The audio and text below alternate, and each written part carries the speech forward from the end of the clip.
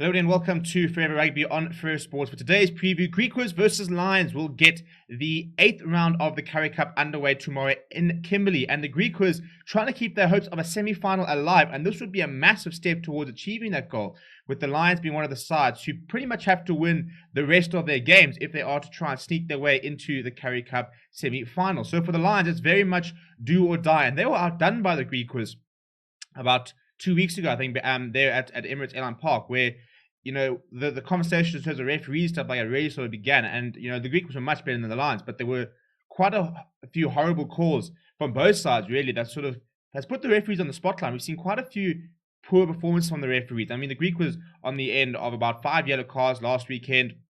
The Lions were down to, I think, 13 or even 12, I think, at stage against the Griquas back in Ellis Park. So the biggest thing for this game tomorrow is hopefully a game of 15 versus 15, because we haven't really seen that with either side, really, for much of the last few weeks.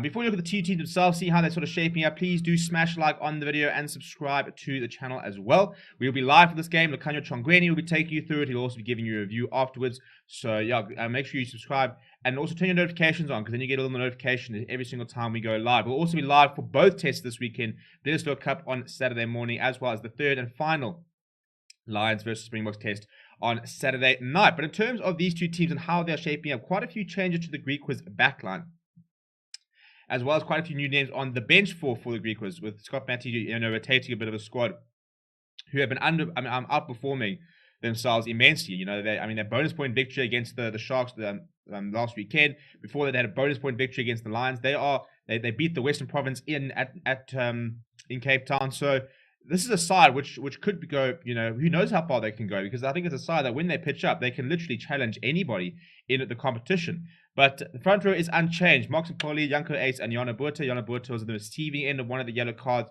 last weekend. But RJ Smith comes into the starting lineup at lock, but Cameron Lindsay drops to the bench, which makes way for Stefan Willemse. Gideon van der Merwe will, as always, be a very important player, very good on the ground, makes a lot of tackles, gets through a lot of work to Gideon van der Merwe, and Sibalo Roma comes in the number 7 jumper. Ruan Steenkamp will continue to captain the side at number 8, somebody who was penalised quite a lot last weekend, kind of sort of towed the line a little bit, and had quite an interesting sort of dynamic with referee Amy Barteron with regards to how he sort of avoided getting sent off.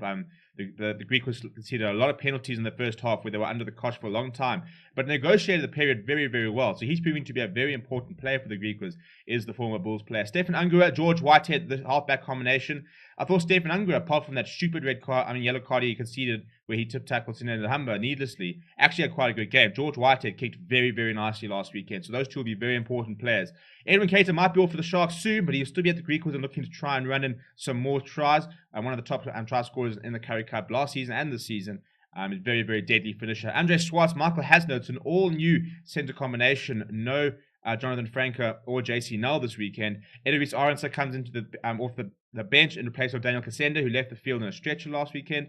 And then Tinus de Beer usually plays with fly half. He'll be covering full back this weekend. So plenty of kicking options in that starting lineup. Off the bench, Alandre van Nooren, Andrew Kuhn, and Eric de Jager is the replacement front row. Cameron Lindsay and Loyolo Dapula and Hanu Sergil could be an indication of a 6-2 split. This final bench will be confirmed tomorrow. But if they have gone 1-3 to 23, that is a 6-2 split. But then Regan Orania and Enver Brandt covering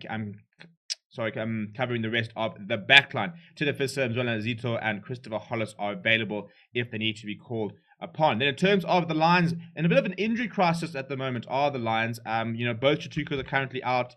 No Tian Swanepoel still. No Johnny Lombard.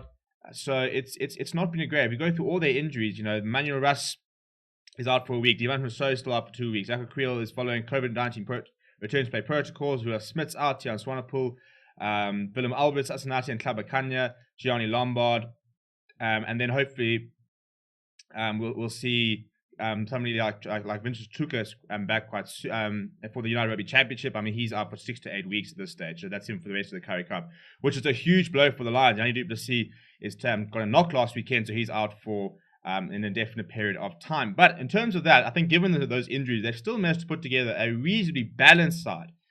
Far from being their best side, but it's a pretty well balanced side. It's a good starting front row: Steve Tole, Jakub Asaki, and Carly Sadi.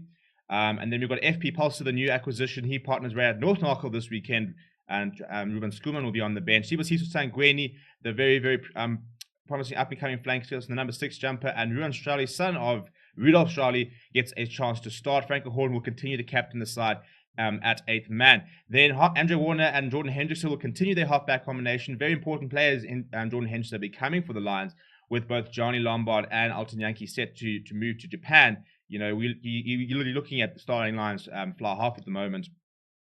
And then corners Kosad, Naz Baklana as the 2 wings bring a lot of quality. Burger ODENDAAL is back, and he will partner one to see the Similani in the midfield. It's a very nice midfield combination. Duncan Matthews will have a chance to stake a claim, and the fullback jumper with EW for Young still being suspended after that red card. Then off the bench, PJ Boerta, Nathan Mabeth, and Ruan Dre. We saw that front up against the Lions pretty well. And then Ruben Schoolman and Travis Gordon. Travis Gordon, a youngster under 20 player who's getting a chance. Ross Cornell will be the reserve scrum half. Then you've got Fred Zeilinger and Stian Pienaar will cover the rest of the backline there. An interesting player, Stian Pienaar, because I think the fact that we haven't really named a centre replacement, I think he's somebody who actually could operate in the centres. He's quite a low centre of gravity, quite a powerful runner. So I think he's quite a nice player to actually have on the bench. But yeah, let me know what you think of the team. I mean, in theory, on form, you got to back the Griquas, especially at Kimberley. But I think the Lions are so up against it. They sometimes have a knack of being able to put together a performance just when they've been written off. This is a side that's been written off for the last sort of decade. And these days, lots and lots of things going wrong. But a certain chance for them to try and turn things around. They need to try and start getting some wins under their belt. So as a Lions fan, I've got to back the Lions by about 7. I don't think it'll be too high scoring. Well, I think it might be high scoring. I don't think the margin will be too high. Let me know what you think down in the comments below. Smash like on the video. Do subscribe to the channel as well. My name is Steven. Thank you very much for watching, and I'll chat to you soon.